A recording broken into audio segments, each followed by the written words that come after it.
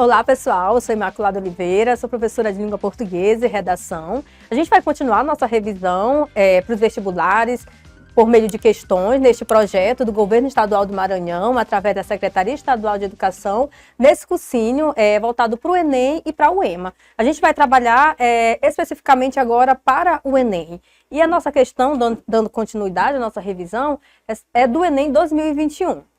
Os linguistas têm notado a expansão do tratamento informal, e aí a gente vai ver uma citação direta, né?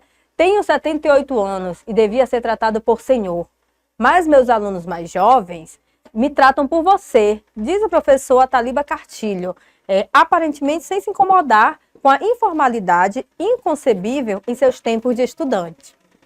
O você, porém, não reinará sozinho. O tu predomina em Porto Alegre e convive com o você no Rio de Janeiro e em Recife, enquanto você é o tratamento predominante em São Paulo, Curitiba, Belo Horizonte e Salvador.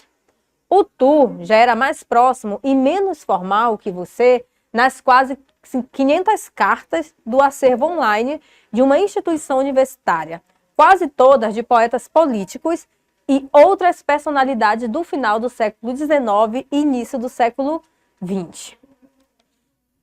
Aqui a gente tem um contexto, né, na verdade, desse grande referencial para a nossa área da linguagem, Ataliba Cartilho, que ele faz essa relação, né, de que antes era muito comum o tratamento das pessoas, né, falar de senhor, igual ele fala, tenho 78 anos, devia ser tratado como senhor, né, essa questão de respeito mesmo, né, e as pessoas em geral, quando a gente vem atualmente, muitos estão substituindo o senhor por você, e aí ele fala dessa relação aqui, né, dessa mudança que a gente tem nesse uso linguístico. E aí mostra os contextos do uso do você em algumas localidades do país, e com base nisso a gente percebe que essa temática aqui desse texto é mais um texto que a gente trabalha de uma das revisões que a gente já fez, que é sobre variação linguística, né? A gente sabe que a língua, ela manifesta a população que faz uso dela. E a gente sabe que a população brasileira é uma população heterogênea, e a língua sendo parte da nossa cultura, ela vai refletir com o uso dessa população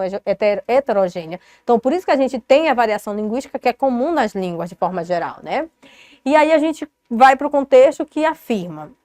No texto, constata-se, né, que os usos de pronomes variam ao longo do tempo e que atualmente tem emprego diverso pelas regiões do Brasil. Esse processo revela que, e aí a gente vê do pronome, né? A gente vê ele tratando do você e essa variação que a gente tem. E aí a gente vem para as alternativas, né? Que esse processo revela o quê, né? Esse emprego desses diversos usos nas regiões do Brasil. Alternativa A. A gente entende que a escolha do você ou do tu está condicionada à idade da pessoa que usa o pronome, é relacionada especificamente à idade. Alternativa B, a possibilidade de se usar tanto tu quanto você caracteriza a diversidade da língua. Será que é isso? Eu posso usar tu, posso usar você. E quando eu tenho numa língua diversas possibilidades de uso, isso é característico de uma diversidade nessa língua, de uma variação linguística? Será que é a letra B? Letra C. O pronome tu tem sido empregado em situações informais por todo o país. A gente vai lá no texto. Todo o país, ele apresenta isso que a gente está vendo utilizado o tu. E nessa perspectiva de informal, será que o tu só é nessa ideia de informal? Não tem outra possibilidade de uso do tu que pode ser considerado formal? Então tem que ter cuidado quando ele faz a informação e generaliza essa informação. Letra D, a ocorrência, né? A ocorrência simultânea, tanto do tu e de você, evidencia a inexistência da distinção entre níveis de formalidade. Então não tem essa distinção quando ele tem essa ocorrência simultânea. É isso que a gente tem como gabarito. Ou letra E, o emprego de você em documentos escritos demonstra que a língua tende a se manter inalterada? Será que é essa perspectiva que a gente tem no texto? O próprio pesquisador, quando a gente vê lá no início do texto, quando ele traz dessa mudança, né, da possibilidade do uso da língua, ora tu, ora você, será que a gente vê essa alternância, isso caracteriza como sendo inalterada? Ou é ao contrário? Aí tem que ter cuidado, que a gente vê as modificações. Então, quando a gente tem mudança, diversas possibilidades de uso de uma língua, é ao contrário disso, né? A gente não tem inalterabilidade, a gente tem o quê? A possibilidade de alteração com base no uso da coletividade, né? Com o que as pessoas fazem dessa língua. Então, a gente precisa ter cuidado com essa questão. E aí, voltando lá para o contexto, para o que é apresentado, para essas possibilidades de uso, os estados em que a gente vê essa ocorrência do você e o que solicita na questão, e a gente acabou de ler as alternativas, a gente precisa ter essa reflexão partindo do texto. Então, qual seria o nosso gabarito, né? E aí a gente vai ver que, só para enfatizar, eu coloquei aqui, retomando o texto, para a gente ver esses pronomes, né, que ele está enfatizando. Você, tu predomina em Porto Alegre, você no Rio de Janeiro. Então, a gente vê que ele vai mostrando no decorrer do texto as localidades em que a gente faz o uso desses tratamentos. Você é o tratamento predominantemente em São Paulo, aí Curitiba, Belo Horizonte. E aí, a outra palavra que também é utilizada ao invés do você, é o tu, quando ele fala que tu já era mais próximo e menos formal que você, nas quase 500 cartas. Então, já tem essa relação de proximidade, né? Aqui, se a pessoa for mais próxima, vai usar o tu, mas se não for mais próxima, vai usar o você. Isso aqui nesse contexto, não quer dizer que em qualquer contexto a gente tem essa relação, mas no contexto em que é apresentado esse texto. E aí, a gente, voltando para nossas alternativas, a gente vai ver o quê? Que essa possibilidade de emprego de diversas ocorrências nas regiões do Brasil, elas apresentam o quê? A possibilidade de se usar tanto tu quanto você, caracterizando a diversidade da língua. A diversidade linguística, na verdade, ela é isso. A gente tem diversas possibilidades de uso da língua e mesmo que eu use o tu e o você, a comunicação não vai ser prejudicada, né? O que acontece é quando o Ataliba mostra que ele, por ser no período que, algum tempo, um pouquinho mais atrás, para ele, usando você, era como se fosse uma ofensa, né? Que a pessoa utilizava chamando senhor. Então, era uma questão de tratamento mesmo mais especial para mostrar uma certa relação com uma pessoa, muitas vezes, de uma idade um pouco mais avançada, uma pessoa mais velha, e que hoje a gente não está vendo de forma como a gente via antes. Isso que ele vem mostrando no texto, né? Mas quando ele traz essa relação que mostra nos estados das diversas ocorrências, e a gente pode utilizar tanto tu quanto você, inclusive a mesma pessoa, dependendo do contexto, às vezes a pessoa está em casa, tu usa o tu mesmo, mas quando está num outro lugar, que é uma pessoa que não tem muita proximidade, vai e utiliza um você. Então, isso representa a diversidade da língua, né? Então, a língua permite isso. A gente tem essas ferramentas e essas possibilidades de uso. Então, o nosso gabarito aqui é a letra B e essas possibilidades de uso, elas apresentam a diversidade da nossa língua. Então, continuando nessa perspectiva de tratar da variação linguística, sempre pensando nisso, que a variação linguística é algo comum nas línguas e ela revela, né, a questão de heterogeneidade mesmo da população. Se as pessoas são diferentes, a linguagem também vai ser manifestada de forma diferente. Então, dependendo do contexto, isso vai ser aplicado, mostrando essa variedade, né? E aí a gente vai fazer a leitura de mais um texto para a gente responder a questão. Mandioca, macaxeira, aipim e castelinha são nomes diferentes da mesma palavra. Então, a gente já fica atento, né? Por que a gente tem para uma mesma palavra diversas possibilidades de usos que a gente pode fazer para representar a mesma palavra? Porque isso é a variação da língua. A língua, ela é muito propícia para isso. Então, o que não pode acontecer, muitas vezes, é da comunicação ficar prejudicada em razão disso. Mas quando a gente usa mandioca, macaxeira, aipim, a gente está utilizando palavras diferentes para se referir à mesma coisa, né? Então, isso já marca aqui o que a gente chama de variação linguística. E a gente não precisa ir muito longe. Às vezes vem alguém de outro estado, a gente vai para outro estado, e a gente vê um sotaque, a gente já percebe que a língua marca a identidade. A pessoa, quando fala um R, poita, caita, isso já mostra a identidade da pessoa. Essa pessoa não é maranhense. Esse sotaque aí não é daqui. Então, é bem interessante a gente pensar nessa questão de que é riqueza quando a gente pensa em variação da língua, né? Mandioca, macaxeira, aipim, castelinha são nomes diferentes da mesma planta. Semáforo, sinaleiro e farol também significam a mesma coisa. O que muda é só o hábito cultural de cada região. A mesma coisa acontece com a língua brasileira de sinais, porque a gente pensa que é só mesmo que a língua brasileira de sinais não tem variação. Tem, e eu acredito que tem muita, né? Se a gente for pesquisar ou estudar com quem lida mais diretamente com a língua de sinais, a gente vê que isso acontece e isso também caracteriza, inclusive por regiões, pode acontecer, porque essa variação linguística ela é comum das línguas em gerais, e quando eu falo de línguas em gerais, a língua brasileira de sinais também se inclui nessa possibilidade de variação linguística.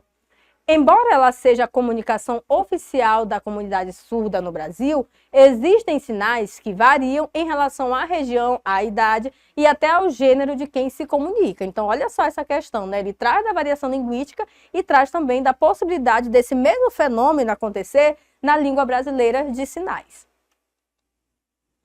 A cor verde, por exemplo, possui sinais diferentes no Rio de Janeiro, Paraná e São Paulo. São os regionalismos na língua de sinais, né? Então, é bem interessante a gente falar, a gente sempre pontua, né, que essa perspectiva de variação da língua, ela é comum a todas as línguas, né? Então, isso é um fato que a gente precisa ter bem claro na nossa mente. Essas variações são um dos temas da disciplina linguística na língua de sinais, oferecida pela Universidade Estadual Paulista, Unesp, ao longo do segundo semestre. Muitas pessoas pensam que a língua de sinais é universal, o que não é verdade, explica a professora e chefe do Departamento de Linguística, Literatura e Letras Clássicas da Unesp. Mesmo dentro de um mesmo país, ela sofre variação, ainda está falando das línguas de sinais, ela sofre variação em relação à localização geográfica, faixa etária e até o gênero dos usuários, completa a especialista nessa área de linguística. Essas variações são um dos temas da disciplina linguística, né? E aí ela vai enfatizar e vai falar que esse aspecto ele é comum, essa variação nas regiões de modo geral, e dependendo da localização geográfica e dos usuários e do gênero, a gente vai ter essa modificação. E aí a gente vai continuar, que esse texto está enfatizando a ideia que a gente viu no texto anterior. Os surdos podem criar sinais diferentes para identificar lugares, objetos e conceitos. Em São Paulo, o sinal de cerveja é feito com um giro do punho como uma meia volta. Em Minas Gerais, a bebida é citada quando os dedos indicador é médio e batem no lado do rosto. Também ocorrem mudanças históricas. Um sinal pode sofrer alterações decorrentes dos costumes da geração que utiliza. Então, é um texto até bem interessante que ele traz essa perspectiva para a gente, né? Da mudança dessa variação linguística nas línguas de sinais, né? É legal a gente ter essa visão geral sobre essa possibilidade de variação da língua. Nesse texto, a língua brasileira de sinais, então ela traz um pouco da variação linguística, traz da Empi e Macaxeira, essa perspectiva, depois vem para a língua de sinais e faz toda uma contextualização que essa possibilidade de variação da língua também ela é possível e ela acontece nas línguas de sinais, e com base nisso o foco do enunciado vai ser tratando dessa perspectiva da variação linguística nessa língua de sinais. Então, nesse texto, a língua brasileira de sinais, ou seja, Libras, letra A, passa por um fenômeno de variação linguística como qualquer outra língua? Será que é isso? A gente viu que não só na língua portuguesa, quando a gente vê, mas a língua de sinais, ela traz essa perspectiva da variação. Será que é esse o nosso gabarito? Letra B, apresenta variações regionais, assumindo novo sentido para algumas palavras? É isso que a gente trata da variação linguística? C. Sofre mudança estrutural motivada pelo uso de sinais diferentes para algumas pessoas? Letra D. Diferencia-se em todo o Brasil, desenvolvendo cada região a sua própria língua de sinais? A gente tem que ter muito cuidado, porque quando a gente fala de variação linguística, realmente em cada estado a gente vai ver uma possível variação, mas não é algo radical, porque senão a gente vai perder a questão da comunicação. Então, tem a variação linguística? Tem, mas tem aquele algo base que se faz comum em todas as localidades para que se tenha uma comunicação de fato, né? Então, não pode ser cada região a sua própria língua de sinais, não é assim. A gente pode ter que cada região pode variar alguma coisa ou outra, mas de que é peculiar só daquela região, e aí, para prejudicar a comunicação, aí a gente já vai fugir um pouco da perspectiva de variação linguística, porque é variação da língua, mas a gente parte da mesma língua, então não pode ser uma variação radical. Letra E. É ininteligível para a parte dos usuários em razão das mudanças de sinais motivadas geograficamente, né? Então, a gente tem que analisar e ver se, será que é isso mesmo, né? A gente tem que ter cuidado com essas afirmações tão radicais, generalizadas. E aí a gente vai para o nosso gabarito. Só um momento. A gente vai ver aqui que o nosso gabarito é a letra o quê? Letra A. Não coloquei destacado em amarelo, mas o gabarito é a letra A. Que a língua de sinais, né, as libras, ela passa por um fenômeno de variação linguística como qualquer outra língua. E se a gente for ver no texto anterior, desde o início a gente vê que ele vem descrevendo isso, e aí a ideia principal é essa perspectiva de que ela de fato passa por essa variação linguística igual a outra língua. E antes da gente ir para o próximo bloco, é importante a gente atentar que a gente tem diversas possibilidades dessa variação. Aqui no caso, ele está dando de região, tem a variação por idade. A gente vê que um jovem, ele muitas vezes, um grupo de jovens, esse grupo ele tem uma linguagem peculiar, às vezes tem as próprias gírias. Quando a gente vai para uma rodada de conversa, a gente vê muito só idosos, 60 a 70 anos reunidos. Possa ser que eles façam uso de alguma coisa peculiar referente a eles, ou até mesmo uma frase, uma terminologia, uma palavra, que se a gente escutar, talvez não vai ser muito como, o que é isso? Isso mostra essa perspectiva de variação, tanto a nível de região, mas é questão de geração também, o grupo também etário. Pode mostrar isso também, é bem comum, e aí a gente precisa ficar atento, não só nesse tipo dessa possibilidade de variação, mas variação mesmo no aspecto escrito, né? Que a gente viu que macaxeira, aipim, aqui mesmo no Maranhão, né? Quando a gente vê, é muito comum algumas pessoas falarem as palavras com a vogal muito aberta, resultado, pesquisa, professor. É muito comum a gente ter a questão da omissão de vogais antes das palavras. Eu não falo, a professora falou isso. Em geral, aqui no Maranhão, a gente fala, professora falou isso, a gente tem essa omissão. E às vezes, assim, é tão comum que pra gente que faz parte dessa comunidade, a gente às vezes passa despercebido. Então a gente precisa ter cuidado qual perspectiva de fato mostra esse viés da variação linguística.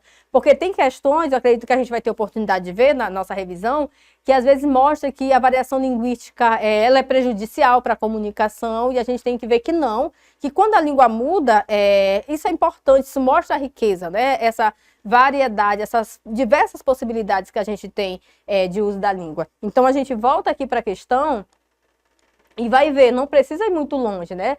Mandioca, macaxeira, aipim, às vezes tem palavras que são tão específicas que a gente não entende exatamente do que é que está se tratando, né? Mas muitas a gente conhece, mas não é do nosso uso comum. Então, isso vai variar demais de localidade para localidade. E aí a gente tem que ficar atento que essa variação linguística, ela tem a questão da formalidade. Quando a gente pega um texto informal, às vezes a gente acha, é errado esse texto informal. Aí tem que ter cuidado para a gente não ir para um outro tópico, que tem que ter cuidado até em tema de redação, a questão do preconceito linguístico, né? A gente, quando ele traz aqui toda essa questão, mostrando essa perspectiva, às vezes a gente chega no estado, mostra um sotaque diferente, às vezes a pessoa sofre preconceito pela linguagem. Esse sotaque é uma linguagem do Nordeste, e às vezes num viés pejorativo, isso é ruim. Então essa visão errônea que muitas vezes a gente tem, de que a gente tem que falar só de uma linguagem formal, só aquela linguagem considerada como uma norma padrão, isso precisa sair dessa cultura que as pessoas têm de modo geral, né? Que essa variação, ela é uma variação que mostra a riqueza da língua, e a gente tem que evitar o que a gente vê tanto preconceito de todos os aspectos, inclusive a gente está tendo a questão do preconceito linguístico. Então, vocês vão voltar para o texto e vão grifando mandioca, macaxeira, aipim. No meu estado, será que é mais comum falar macaxeira? Será que é mais comum falar mandioca? E aí a gente vai ver que tem outras opções para falar também, né? Semáforo, sinaleiro. Será que alguém aqui conhece sinaleiro? Assim, eu não cheguei na época de falar essa palavra sinaleiro. Semáforo é mais comum, mas tem gente que pode ler para o pai, para o avô, esse texto e falar, na minha época falava sinaleiro. Então, isso marca a questão de geração para geração. Farol também significa a mesma coisa. O que muda é só o hábito cultural de cada região. Então, essa frase bem aqui é a palavra-chave que ia possibilitar vocês chegarem no gabarito da questão, que seria o quê? Quando ele fala o que muda é só o hábito cultural de cada região, que seria o nosso gabarito, que letra A língua de sinais, né? A língua brasileira de sinais Libras passa por um fenômeno de variação linguística como qualquer outra língua. E a gente tem que ter cuidado, porque às vezes isso não é tão discutido e a gente pode pensar que a Libras, lá os sinais é comum, é padrão, porque não pode variar. Ela é uma língua, assim como outra língua, e da mesma forma ela é passivo de sofrer, de passar por esse aspecto da variação linguística. Então a gente vai ficar atento a isso e a gente encerra esse bloco e encontro vocês na próxima revisão.